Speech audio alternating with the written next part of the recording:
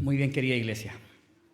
Yo hablaba de este supuesto avivamiento que ha sido materia de análisis y de estudio de los estudiosos bíblicos y de los teólogos a nivel del mundo, ¿ya? Y también en lo personal quise exponer este mensaje a la iglesia porque siempre es importante que podamos ampliar nuestro conocimiento de las Sagradas Escrituras en temas que seguramente a veces no profundizamos o no hacemos mucho en nuestra vida y en nuestros corazones, porque la palabra avivamiento la venimos escuchando hace muchos años. Yo desde que conozco del Señor, que siempre se habla de que hay un avivamiento para Chile, de que Chile para Cristo. Hay un coro, ¿cierto?, que si el pueblo se humilla, ¿cierto?, y el Señor va a mandar avivamiento. Pero la palabra avivamiento en sí, que vamos a analizar en esta tarde, lo vuelvo a repetir, yo no voy a analizar lo que sucedió allá en Estados Unidos. Hay que esperar lo que diga el tiempo, porque eso es otra característica de los avivamientos, que muchas veces pasan en un lugar determinado y se reproducen en otras localidades y en otras ciudades, con características que las vamos a tratar de revisar ahora. Lo primero que tenemos que decir es que la palabra avivamiento como tal no se encuentra en la Biblia. Ya no se encuentra en ninguno de los testamentos, ni en el Antiguo Testamento ni en el Nuevo Testamento encontramos la palabra avivamiento. Ya solamente en 3 ocasiones encontramos la forma gramatical de la palabra avivamiento, pero con la idea de avivar. Por ejemplo, en el libro de Habacuc, uno de los profetas menores, ¿cierto? En el capítulo 13, en el versículo dice: «Oh Jehová, aviva tu obra en medio de los tiempos». Y el profeta, ¿cierto?, pide que Dios avive una obra en medio de los tiempos de dificultad y de problemas que el pueblo estaba viviendo. Eso a petición del profeta propiamente tal, a quien le exige o cierto le pide a Dios que avive su obra en medio de los tiempos. Luego en el Salmo 119, en el versículo 37, el salmista dice: «Aparta mis ojos que no vean la maldad, avívame en tu camino». Y allí nuevamente aparece esta forma gramatical, ¿cierto?, como con la palabra avívame, que el salmista, ¿cierto?, reclama al Señor y le pide que aparte sus ojos, que no vean el mal, que avive su camino y que su camino, ¿cierto?, sea avivado en medio de los problemas y de las dificultades. Y finalmente en el Nuevo Testamento, que quizás es un pasaje más conocido por todos nosotros, el apóstol Pablo le escribe a un joven Timoteo, ¿cierto?, en su segundo libro, porque él escribe 2 libros, en el capítulo 1, versículo 6 dice: «Por lo cual te aconsejo que avives el fuego del don que está en ti por la imposición de mis manos». Por lo tanto, en esos 3 versículos, ¿cierto?, aparece esta idea de avivar del camino, avivar tu obra y avivar el don de Dios que está, del fuego del don que está en ti. Por lo tanto, la palabra en sí no aparece como avivamiento, una palabra bíblica, pero que no aparezca la palabra no necesariamente tenemos que decir de que no es una doctrina bíblica, porque por ejemplo, y otras veces lo he explicado, la palabra Trinidad no aparece en la Biblia, pero somos trinitarios, creemos en el Padre, el Hijo y el Espíritu Santo, pero la doctrina de la Trinidad así como tal no aparece, pero sí somos trinitarios. Por lo tanto, que la palabra avivamiento no aparezca en la Biblia, no podemos entonces decir de que no es bíblico. Por el contrario, la palabra avivar de alguna forma nos invita y nos llama, ¿cierto?, a animarnos, a estar encendidos, para hacer frente a ¿qué? A un apagamiento, a un descenso, a un estado de apocamiento o algo que se está apagando, algo que se está acabando, un estado de inercia. O en otras palabras, como yo siempre lo escuché, como siempre lo escuchaba, este sueño de la indiferencia que muchas veces estamos nosotros viviendo en las iglesias. Por lo tanto, cuando se nos habla de avivar los cristianos, entonces lo que estamos haciendo, en otras palabras, es entender el concepto de que el Señor, a través de Él, nosotros nos arrepentimos y nos convertimos de todo corazón. Es volvernos al Señor. Los avivamientos a lo largo de la historia, y el primer gran avivamiento que tenemos en la Biblia y en los inicios de la iglesia, es el avivamiento, ¿cierto?, y lo que sucedió en Pentecostés. Allá, ¿cierto?, en Hechos capítulo 2, se nos habla del derramamiento del Espíritu Santo, y hubo prodigios, ¿cierto?, hubo dones de lengua, hubo personas que el Espíritu Santo fue derramado y vivieron momentos de éxtasis y momentos especiales. Y allí, ¿cierto?, los cristianos se arrepintieron y muchos se convirtieron al Señor. Luego nos dice la palabra más adelante, ¿cierto?, el libro de los Hechos, que a través de una predicación de Pedro convierte a 3.000 personas, después se han convertido a 5.000, o al revés, 5.000 y 3.000, pero se convirtieron personas para Cristo. Un cristiano que entra en avivamiento y una persona que entra en este estado de avivarse para Dios, se tiene que arrepentir de sus pecados. Se tiene que retroceder a un camino de su indiferencia y de retornar a Dios. Como iglesia no tenemos ningún mandamiento que nos invite a vivir un avivamiento, ¿ya? Porque los avivamientos los provoca el Señor. Los avivamientos los provoca el Señor y están en su soberanía y están en su poder y en su majestuosidad. Nosotros no somos quien para decirle al Señor que avive, ¿cierto?, en medio de la iglesia cuando los que estamos apagados somos nosotros. Porque Dios no opera en corazones que estén atribulados, que estén lejos del Señor. A veces queremos ver grandes prodigios, grandes milagros, grandes avivamientos, pero resulta que no nos sometemos a las cosas pequeñas. Así que difícilmente va a llegar un avivamiento corporativo. No hemos sido llamados ni convocados a vivir avivamientos corporativos. Los avivamientos se producen cuando suceden dos cosas. Cuando la iglesia se somete y se humilla a Cristo, a Dios, de forma corporativa, y Dios escucha nuestro clamor. Y desciende desde el cielo para darnos autoridad, para darnos poder, para hablarle a otros de Cristo. Y damos gracias al Señor por eso. Entonces, ¿qué podríamos definir como avivamiento? Podemos definir algunas terminologías similares. Los avivamientos como una renovación espiritual. Son tiempos de refrigerio espiritual. Son tiempos de visitaciones del Señor. Como cuando estamos ahora y un hermano dice aleluya, y un hermano... tampoco somos llamados a sentir la presencia del Señor, sino que somos llamados a vivir en la presencia del Señor, a andar en el Espíritu de Dios. Pero cuando andamos en el Espíritu del Señor, Dios toca los corazones. Y dan ganas de gritar, aleluya, dan ganas de levantar las manos, y dan ganas de decir gloria a Dios. Y esos son momentos de avivamientos particulares, porque los avivamientos más globales se dan, de acuerdo a la historia de la iglesia, por muchos periodos de años. El último gran avivamiento que vivió la iglesia en Chile aproximadamente fue en el año 1905, con el avivamiento, ¿cierto?, del pentecostalismo que llegó a Chile y del cual hoy día nosotros somos pentecostales, porque somos parte de ese gran avivamiento que hubo y conversión de pecados. Personas se convertían a Cristo, se reunían a cantar y los cultos eran interminables, de acuerdo a lo que está redactado en la historia de la iglesia y en la historia de Chile, en la historia bíblica, por supuesto. Por lo tanto, estos momentos son importantes y como iglesia y como creyentes tenemos que vivirlos. Tenemos que avivarnos en ese sentido.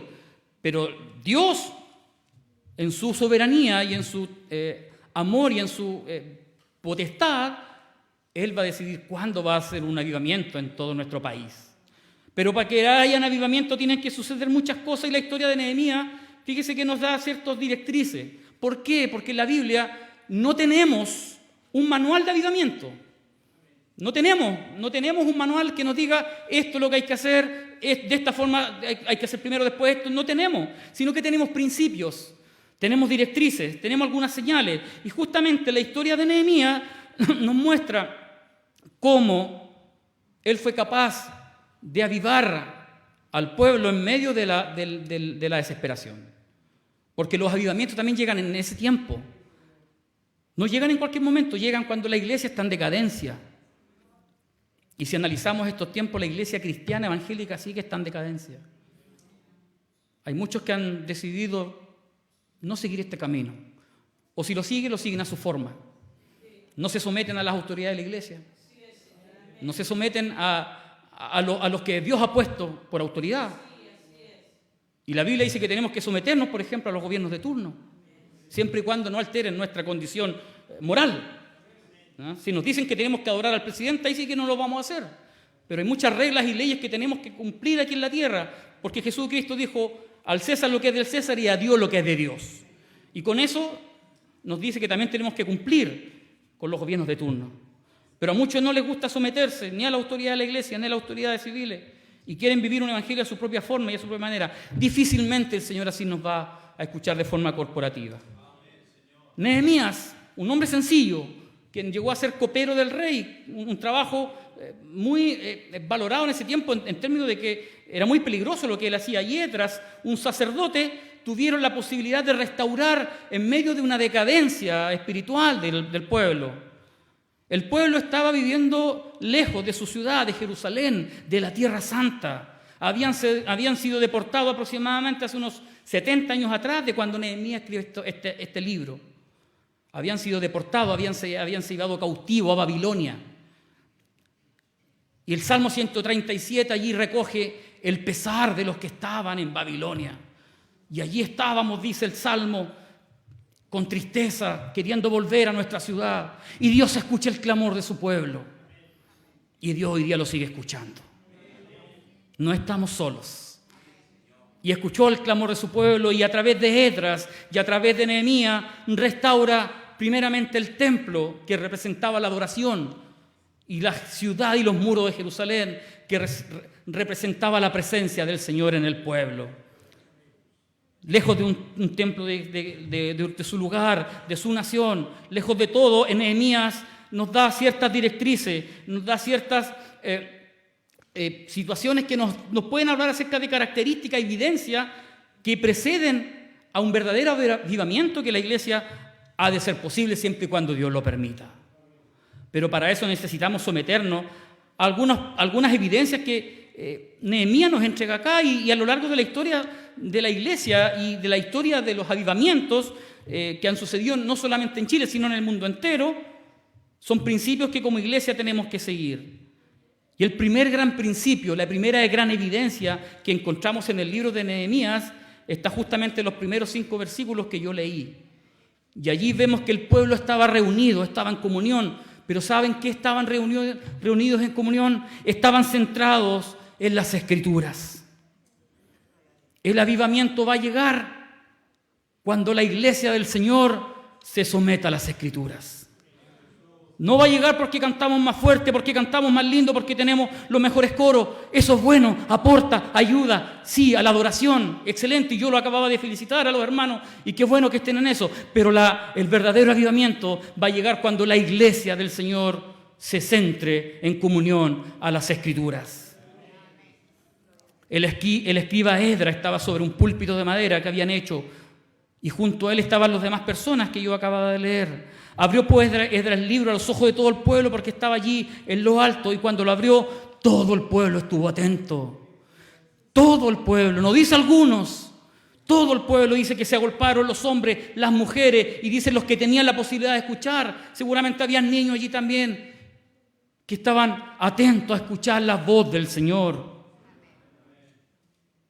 La primera gran evidencia de un avivamiento corporal y físico de la iglesia es que la iglesia se tiene que volver a las Sagradas Escrituras. Ya lo dije delante cuando Pedro predicó ahí en Pentecostés, 5,000 se convirtieron y con un mensaje sencillo pero lleno de palabra del Señor. Lo que hizo Pedro fue recordar la promesa del Antiguo Testamento de Jesús, recordó varios versículos de cómo Jesús era el prometido del Antiguo Testamento y cómo lo rechazaron. A ese Jesús entonces ahora dice servimos. Y esa predicación convierte a 5,000, luego a 3,000 personas. Un avivamiento cristiano siempre va a estar centrado en la palabra del Señor, en las Escrituras. Siempre va a ser esa la primera gran regla de fe para la iglesia. Necesitamos volvernos a las Escrituras. Fíjese que allí dice que estuvieron, hay un detalle que dice acá que estuvieron y leyó el libro delante de la plaza que está delante de la puerta de las aguas, desde el alba hasta el mediodía. Desde el alba hasta el mediodía. Si usted tiene una Biblia, ¿cierto?, más contemporánea o con una traducción un poco más actualizada, lo que allí podría usted determinar es que allí a lo menos estuvieron 6 horas escuchando la palabra del Señor. Estuvieron atentos, estuvieron con mucha prontitud, porque la palabra los exponía públicamente de su terquedad y su rebeldía y de lo que ellos habían sufrido allá estando en Babilonia, lejos del Señor. Porque cuando estamos lejos del Señor, A veces no nos damos ni cuenta, pero empezamos a sentir que necesitamos de su presencia en nuestros corazones. Las palabras los confrontó y ellos empezaron a vivir y a evidenciar un profundo deseo de la palabra de Dios en sus vidas.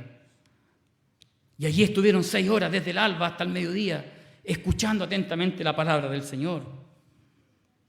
¿Cuántas horas del día le dedicamos a la palabra del Señor? Cuando venimos a la iglesia y ya encontramos el mensaje un poco largo, empezamos a mirar. Porque la palabra a veces no nos gusta.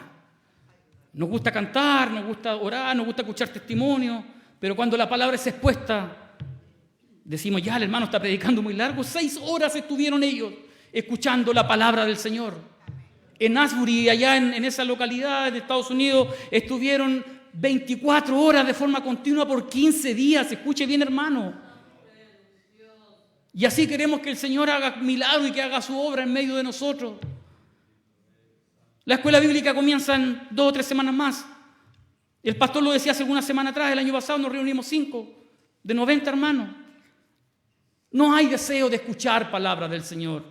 Y si lo hay, les gusta escucharla a su forma y que no entender y no compartir las enseñanzas que ellos tienen.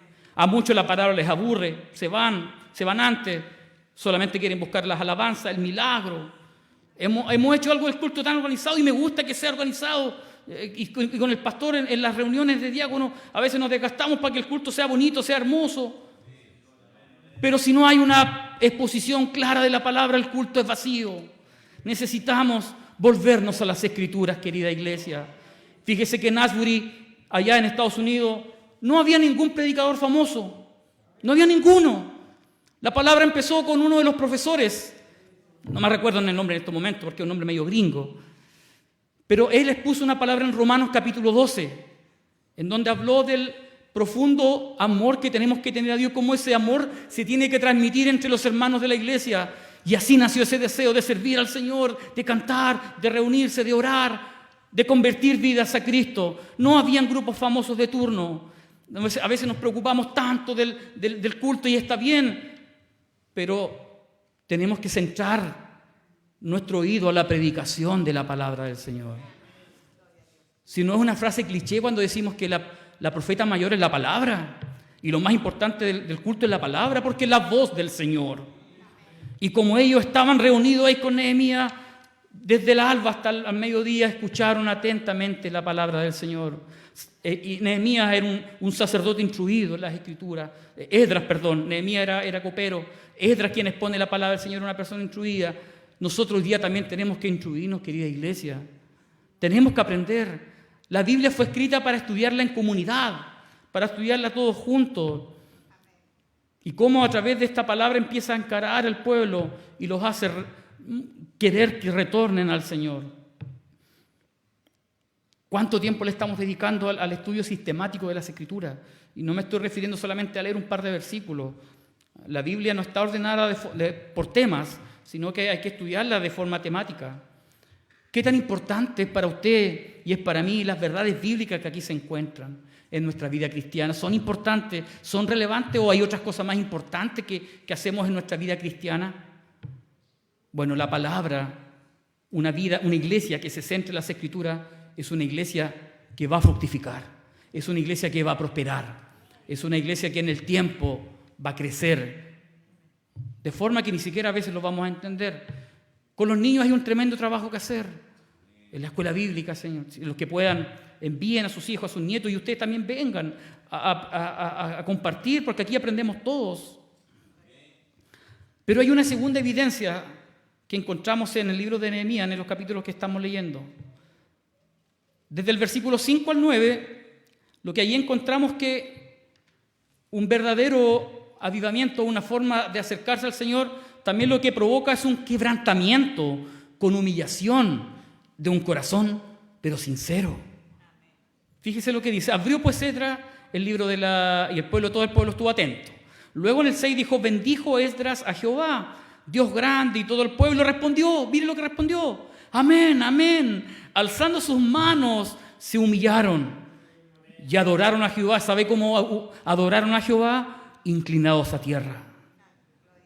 inclinados a tierra, postrados. Y los levitas, Jesúa, Baní, Serebías, Jamín, Acub, Sebetai, Jodías, Masías, Kelita, Azarías, Josabed, Hanán, Pelalía, ¿hacían qué? Entender al pueblo la ley. Mientras uno la exponía, habían varios que la estaban enseñando. Mire qué tremendo lo que dice la palabra. Qué hermoso, qué maravilloso. Y Nehemías, el gobernador y el sacerdote Esdras, el escriba, y los levitas hacían entender al pueblo. Dijeron a todo el pueblo: Día santo es a Jehová nuestro Dios.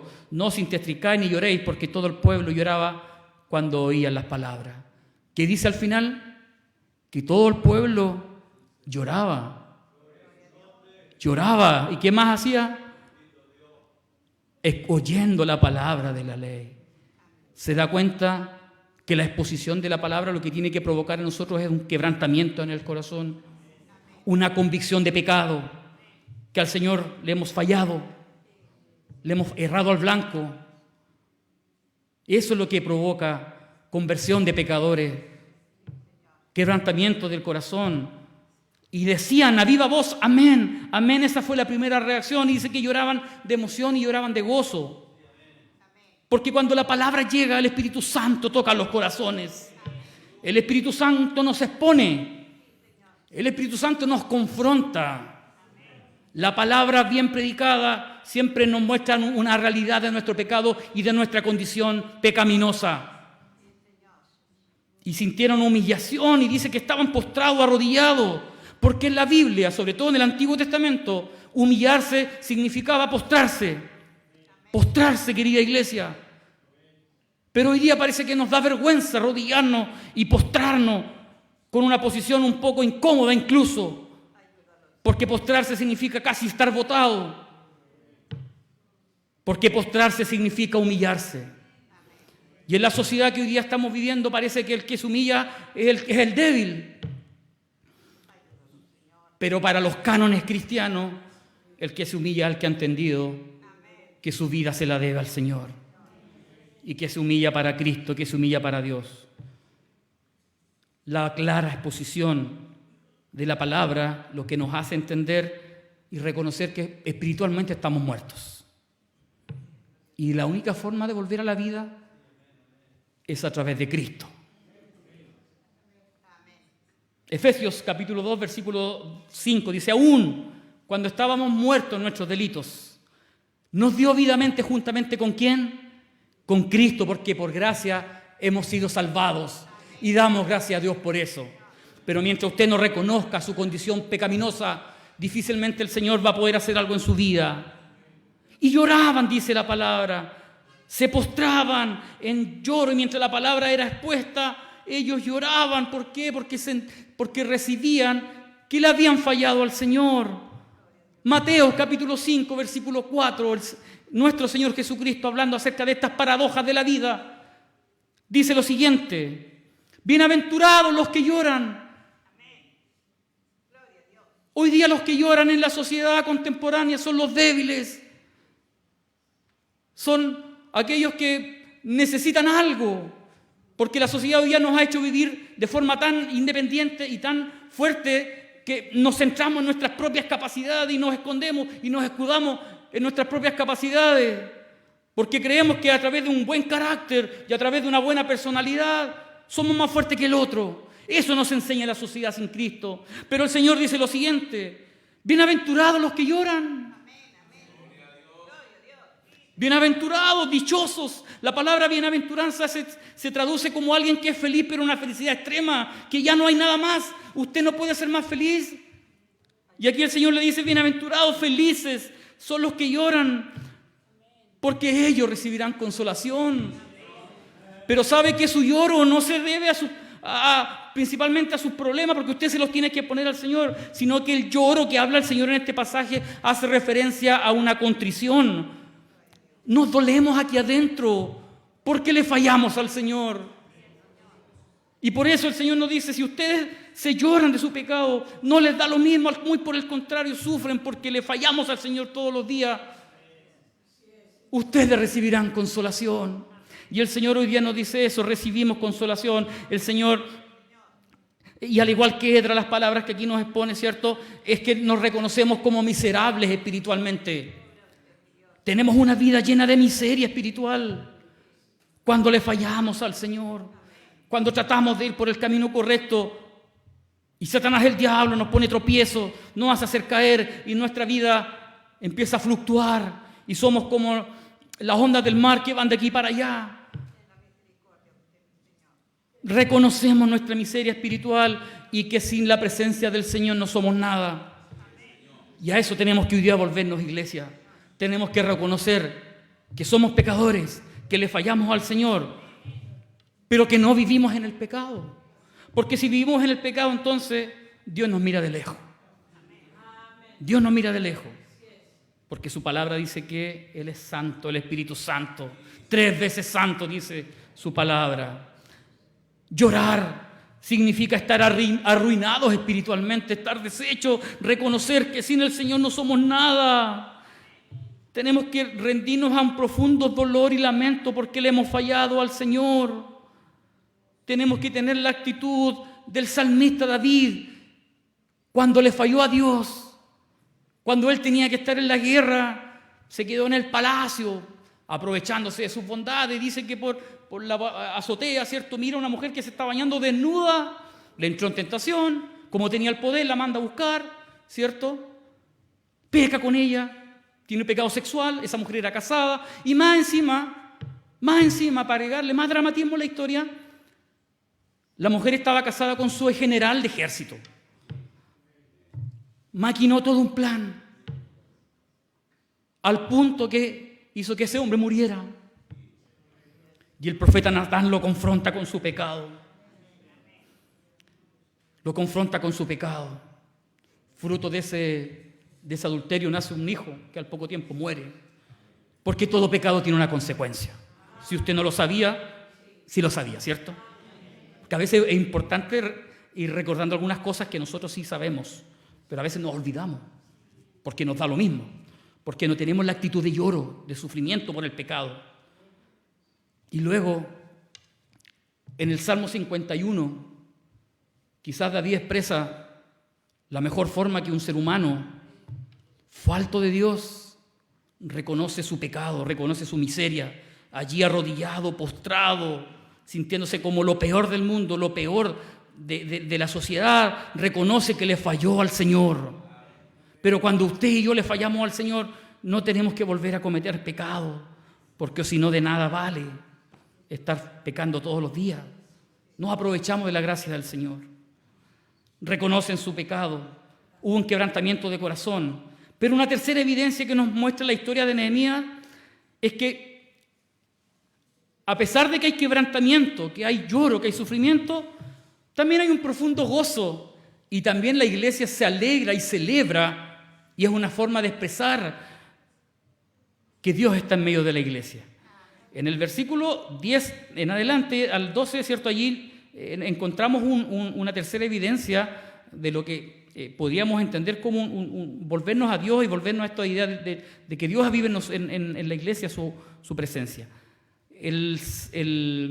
La persona que escribe, ¿cierto?, Esdras, les dice después, en el versículo 10 voy a leer, luego les dijo: id, coman grosuras, beban vino dulce, envíen, mire lo que le dice, y envíen porción de los que no tienen nada preparado. O sea, ustedes si tienen, coman, disfruten, pero los que no tienen, compartan. ¿Acaso también no hacemos eso nosotros? Somos generosos con los que hoy día no tienen. La Biblia nos manda también a eso, a compartir con los que hoy día no tienen. Y yo sé que en esta iglesia hay muchos que lo hacen, y yo puedo dar testimonio de eso. Gloria a Dios por eso. Envían porciones a los que no tienen nada preparado.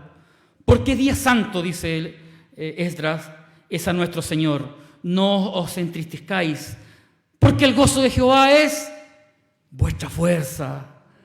Los levitas pues hacían callar a todo el pueblo diciendo: cállense, porque hoy es día santo y no se entristezcan. Y todo el pueblo se fue a comer y a beber y a obsequiar porciones y a gozarse de gran alegría, porque habían entendido las palabras que les habían enseñado. También una evidencia de que Dios está en medio de su iglesia, avivando su iglesia, es que también hay un profundo deseo de gozo y celebración. Y el culto público es una forma de expresar nuestra alegría, nuestro gozo, nuestro contentamiento. Yo lo decía al inicio de mi oportunidad. Tenemos todos vicisitudes y problemas y situaciones que a veces nos complican, pero cuando llegamos a la presencia del Señor, parece que Dios transforma nuestro lamento en danza. Transforma nuestra tristeza en alegría. Transforma nuestro lloro en gozo. Y no quiere decir de que no nos vamos a olvidar del problema, porque los problemas van a estar. Pero ¿sabe qué? Cuando estamos en su presencia, Dios nos fortalece. Porque el gozo de Jehová es vuestra fuerza, dice. Porque su fuerza no son sus capacidades, no es lo que yo sé, no es lo que yo he aprendido, no es mi trabajo, no son mis posiciones, no es mi familia. El gozo del Señor es nuestra fuerza. Y el gozo es un estado que va más allá de las cosas que vivimos en el día a día. Usted se puede estar muriendo por dentro, pero siente una paz porque sabe que el Señor está con usted. Las enfermedades pueden ir creciendo, pero tiene la certeza de que el Señor tiene todo el poder para sanarlo. ¿No lo ha hecho acaso con usted? Porque el gozo del Señor es vuestra fuerza.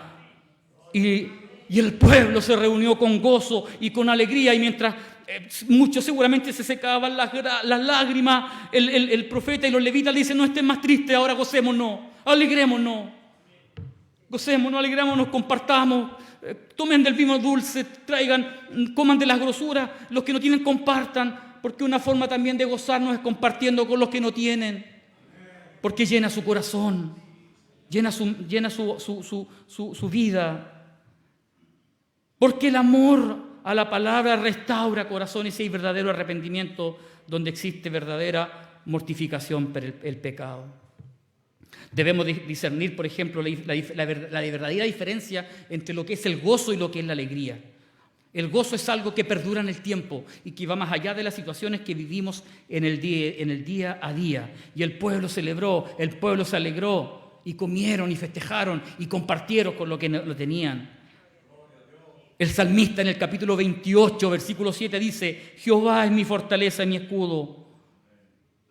En él confía mi corazón y fui ayudado. Por lo que se gozó mi corazón, entendió esa sensación que va más allá de un sentimiento. Y con mi cántico dice: le alabaré. Porque cada vez que usted y yo le cantamos al Señor, le estamos diciendo al Señor: mi vida te pertenece y me gozo en ti, Señor, a pesar de mis dificultades. Sé que no me abandonas, sé que no me dejas solo.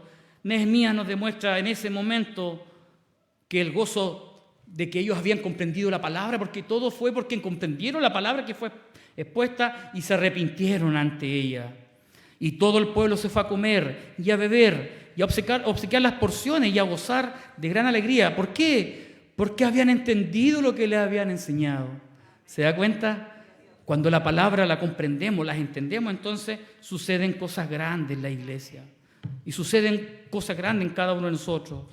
Una cuarta evidencia es que el verdadero avivamiento, de acuerdo a lo que nos enseña Nehemías, produce una verdadera comprensión de quiénes somos y lo que Dios ha hecho en cada uno de nosotros.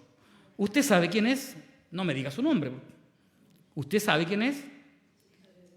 Hija de Dios, hijo de Dios. Pero es importante que reconozcamos y sepamos que antes de que fuéramos hijos de Dios, ¿de a dónde nos sacó el Señor? Porque todos tenemos un testimonio. Todos tenemos un testimonio, más allá de que algunos hayan nacido en la iglesia y que toda su vida la hayan hecho acá, y otros que quizás llegaron siendo más adultos y que transformaciones que Dios hizo en su vida, pero todos tenemos un momento que nos recordamos de dónde nos sacó el Señor. Y fíjese lo que Dios quiso hacer a través de esta historia fue recordarle a ellos también de dónde lo había sacado. En el versículo 13 dice: al día siguiente se reunieron los cabezas de las familias de todo el pueblo, los sacerdotes, los levitas, a Esdras el escriba para entender las palabras de la ley, y hallaron escrito, mire lo que dice, y hallaron escrito en la ley, porque estaban recordando la palabra. que Jehová los había mandado a qué, por mano de Moisés, que habitasen los hijos de Israel en tabernáculos, ¿ya? En la fiesta solemne del mes séptimo, y que hiciesen saber y pasar pregón por todas las ciudades y por Jerusalén, diciendo: salid al monte, traed ramas de olivo silvestre, de arrayán, de palmera y de todo árbol frondoso, para hacer tabernáculos como está escrito. Entonces salió el pueblo y trajeron ramas, hicieron tabernáculos, cada uno sobre su terrado, en sus patios, en los patios de las casas de Dios, en la plaza de la puerta de las aguas y en la plaza de la puerta de Efraín. Y toda, escuche bien, toda nuevamente, ¿se da cuenta? No algunos, no unos pocos, no los líderes, porque a veces pensamos que los líderes tienen que hacer las cosas. Y toda la congregación que volvió de la cautividad, ¿qué hizo? Hizo tabernáculos. Y en tabernáculos habitó, porque desde los días de Josué, hijo de Nun, hasta aquel día no habían hecho así los hijos de Israel. ¿Y qué es lo que pasó? Y hubo grande alegría nuevamente. Se lo voy a explicar rápidamente para que entendamos lo que significa esto. La fiesta de los tabernáculos era una de las fiestas solemnes, junto a la fiesta del jubileo, junto a la fiesta de los panes, de los panes sin levadura. En el Antiguo Testamento iban otras fiestas más. No es que nos esté diciendo aquí que tenemos que nosotros hoy día hacer la fiesta de los tabernáculos, porque ni usted ni yo somos judíos. Partimos de esa base. Cristo hizo todas las cosas nuevas, ¿ya? Y hoy día vivimos en el tiempo en donde el Señor, a través de su obra, todas las cosas las ha hecho viejas. Lo que sí tenemos que rescatar son los principios. Principios que sí tenemos que hoy día rescatar. Y dice que por un tiempo ellos habían dejado de celebrar la fiesta de los tabernáculos. ¿Qué es lo que es la fiesta de los tabernáculos? La fiesta de los tabernáculos era una fiesta que había sido dado por Dios a Moisés, todavía en el desierto, en el libro de Levíticos, en el capítulo 23, versículo 143, allí, versículo antes, le entrega esta fiesta de los tabernáculos, pero le da el sentido de la fiesta, porque las fiestas tenían un propósito. Las fiestas que Dios les da, ¿cierto?, que eran santas convocaciones, tenía un propósito, y le dice Dios a Moisés: para que sus generaciones sepan que yo hice habitar en tabernáculos a los israelitas cuando los saqué de la tierra de Egipto. Yo soy el Señor su Dios. Y la fiesta de los tabernáculos, en otras palabras, era que por un tiempo determinado, por 7 días, ellos tenían que vivir afuera de sus casas. Tenían que ir a buscar de árboles frondosos que aparecen en la ley, de distintos tipos de árboles, tenían que hacerse de maderas, casas, habitaciones, ¿ya? Tenían que vivir ahí por un tiempo, por 7 días. ¿Y saben por qué Dios lo hacía? Porque Dios quería recordarles al pueblo de dónde lo había sacado. Porque Dios les quería recordar a ellos de dónde los había sacado. Y hoy día Dios no es que nos esté diciendo que vamos a llegar a la casa y el día de mañana vamos a cortar los arbolitos y tenemos que hacernos tabernáculos. No, tenemos que recordar el principio, iglesia. ¿De dónde Dios te ha sacado a ti? ¿De dónde Dios lo ha sacado a usted? Porque todo lo que hoy día tenemos, sea mucho, sea poco, es por obra y gracia del Señor. No son por nuestras capacidades, no son por nuestras fuerzas, porque su amor es tan grande que nos sacó de allá de donde nada valíamos y nos hizo sus hijos. Y hoy día habitamos en lugares celestiales juntamente con Cristo. Allá está nuestra morada, porque Él fue a preparar lugar, porque ya nuestras moradas están preparadas para donde yo esté, dijo Jesús, vosotros también estéis. Perdón.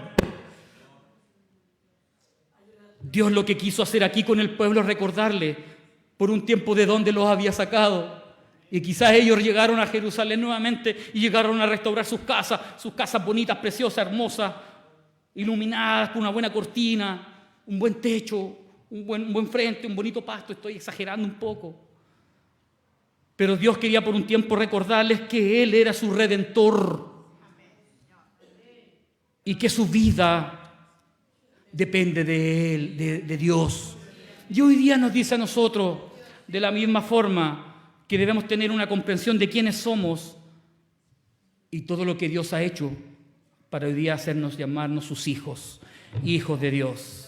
Y damos gracias al Señor por eso, porque Dios los hizo habitar en esas habitaciones temporales para recordarle, cuidado, no se engrandezcan tanto, recuerden cómo vivían antes. en el desierto, porque tenían casas allá temporales, y que Dios les fue proveyendo para sus necesidades básicas, y que Dios era el que moraba en medio del pueblo. Si el éxito del pueblo era real, era porque Dios estaba con ellos. Pero si alejaban su corazón de Dios, entonces perdían las tremendas batallas que lucharon allí en el templo. La fiesta se caracterizaba por un tiempo de regocijo, por un tiempo de acción de gracia, por la redención y por lo más importante, querida iglesia, y esto es clave para entender que una iglesia tiene que someterse a la soberanía del Señor, la provisión del Señor. Que todo lo que hoy día tenemos, lo dije antes, sea mucho, sea más o menos, sea poco o poquito, todo proviene del Señor. Y damos gracias a Dios por eso. Y compartimos lo poco que tenemos, lo compartimos con los que no tienen, como Esdras le decía, comparta con los que no tienen. Porque en la medida que nosotros compartimos, siempre va a haber alguien que comparte con nosotros. Dios nunca abandona a los que realmente entregan su vida y su dedicación al Señor. Y finalmente hay una quinta evidencia, querida iglesia, que quiero compartir, y ya con esta vamos a estar terminando. Y quizás es la que menos obedece, o la que hacemos caso a veces. Y esta está en el capítulo 9. Solamente voy a leer los primeros 3 versículos.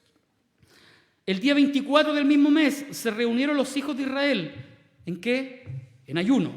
Es importante, también una práctica que también tenemos que considerar también los hijos del Señor en este tiempo, al menos considerar como una práctica evangélica, bíblica.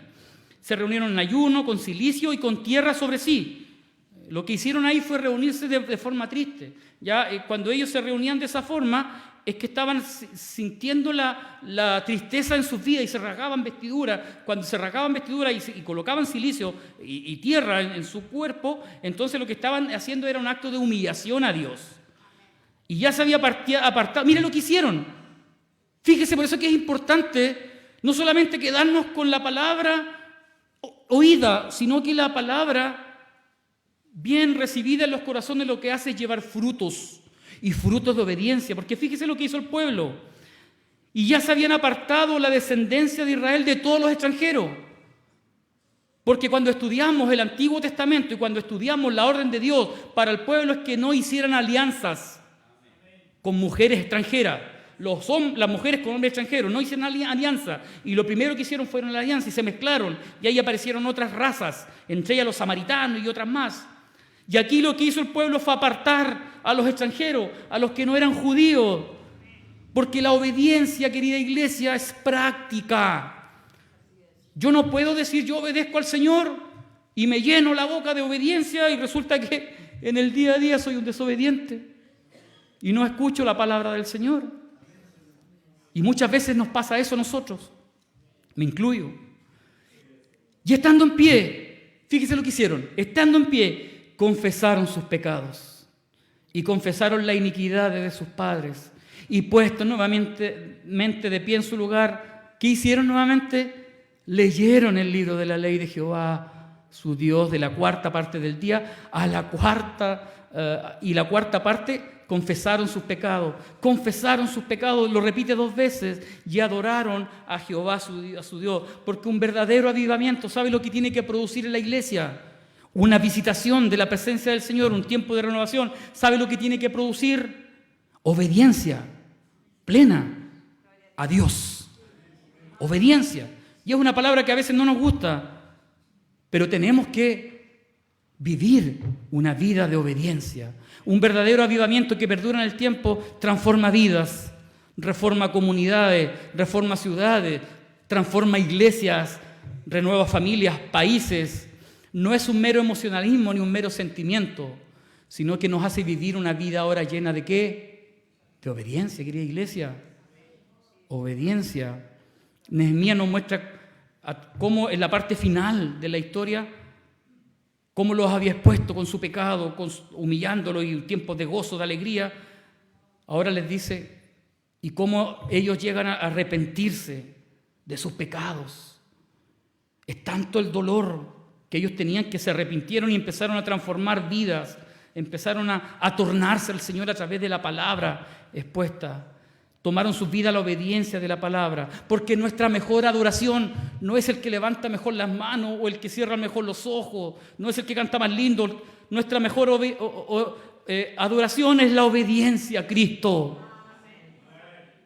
La mejor adoración que usted puede hacerle al Señor es que le sea obediente, que obedezca a su voluntad.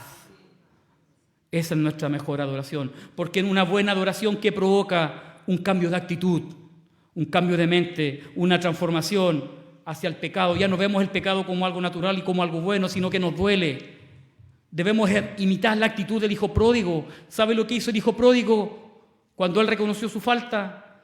Dijo: me levantaré e iré a mi padre y le diré: Padre, he pecado contra el cielo. Porque cuando usted peca no lo hace con sus papás, no lo hace con su esposa, con su esposo, no lo hace con sus hijos. Cuando usted falla, al primero que le falla es a Dios,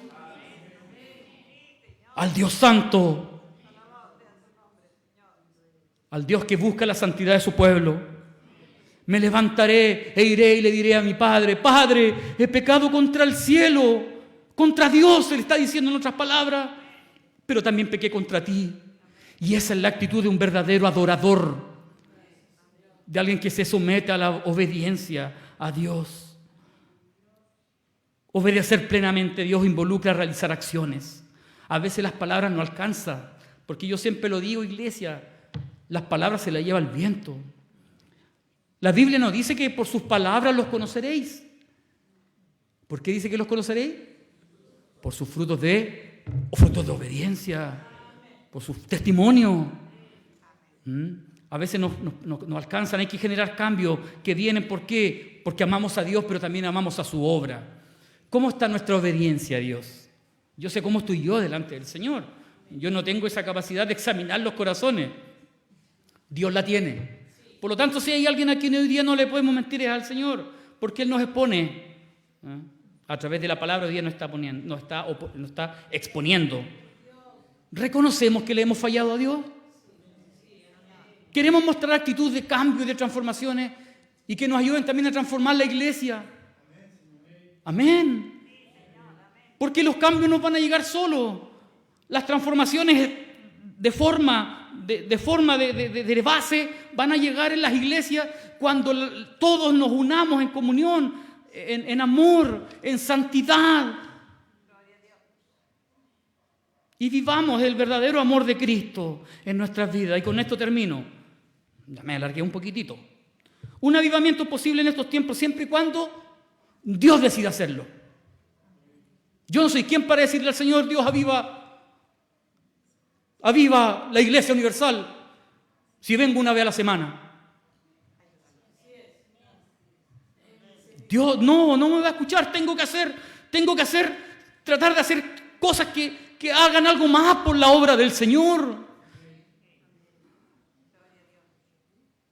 Dios, en su voluntad y en su majestuosidad y en su soberanía, va a escuchar a un pueblo que se humilla, a un pueblo que se vuelve a Él, como lo dice Segunda de Crónicas, capítulo 7, versículo 14, donde dice: si humillare mi pueblo, sobre el cual mi nombre es invocado, ¿acaso no clamamos al Señor, no llamamos al Señor? ¿No le pedimos que venga a escuchar nuestras plegarias? Y le llamamos y le adoramos y le cantamos y le exaltamos. Sobre el cual mi nombre es invocado, dice el Señor. Y oraren. ¿Pero qué más? Buscar en mi rostro. ¿Y qué más?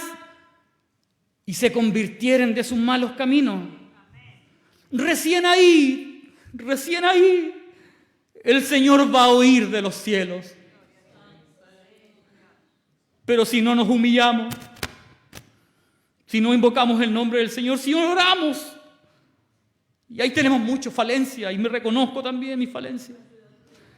Si no buscamos el rostro del Señor y peor aún, si no nos convertimos en nuestros malos caminos, entonces el Señor dice: recién ahí yo oiré de los cielos, y en su gran amor y en su gran misericordia dice: perdonaré sus pecados y sanaré su tierra.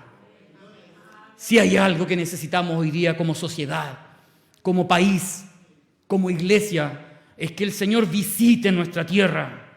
Pero cuidado, que a veces las visitaciones del Señor son fuertes y nos manda señales.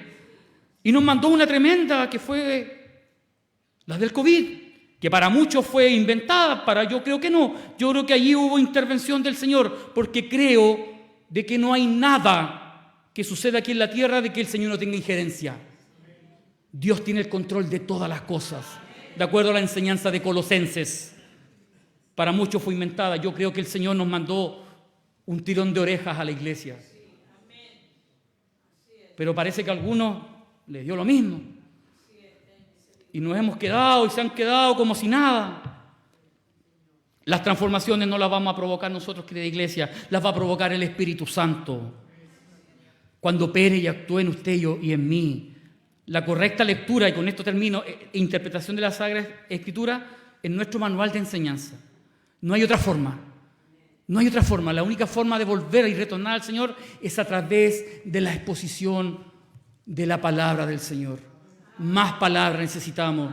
Necesitamos más Biblia. Necesitamos más estudio. Necesitamos someternos más a las enseñanzas de la palabra. Necesitamos estar más preparados para dar afrenta a los que no conocen del Señor. Porque hoy día la gente está muy preparada intelectualmente. Pero ¿cómo estamos nosotros para defender, para hacer apología de nuestra sana doctrina y de nuestra fe?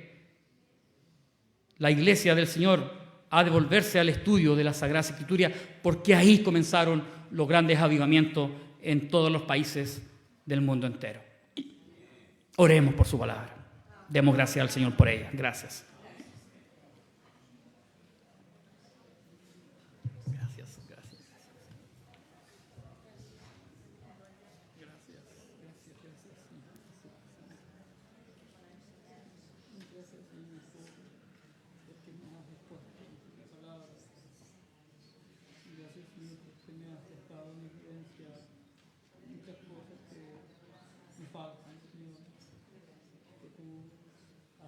Transformando, que tú has de seguir con mi vida trabajando, Señor Jesucristo.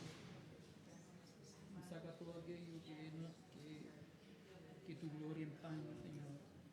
Dame humildad, dame sencillez, sabiduría, dame ese reconocimiento a ti, Señor, de las cosas espirituales. Señor, hazme espiritual en las cosas realmente en las que hay que ser espiritual, Señor. Soy un verdadero creyente espiritualmente hablando. Necesito de ti, Señor, necesito de tu gracia, necesito de tu poder, necesito que mi vida sea transformada cada día, Señor, todos los días.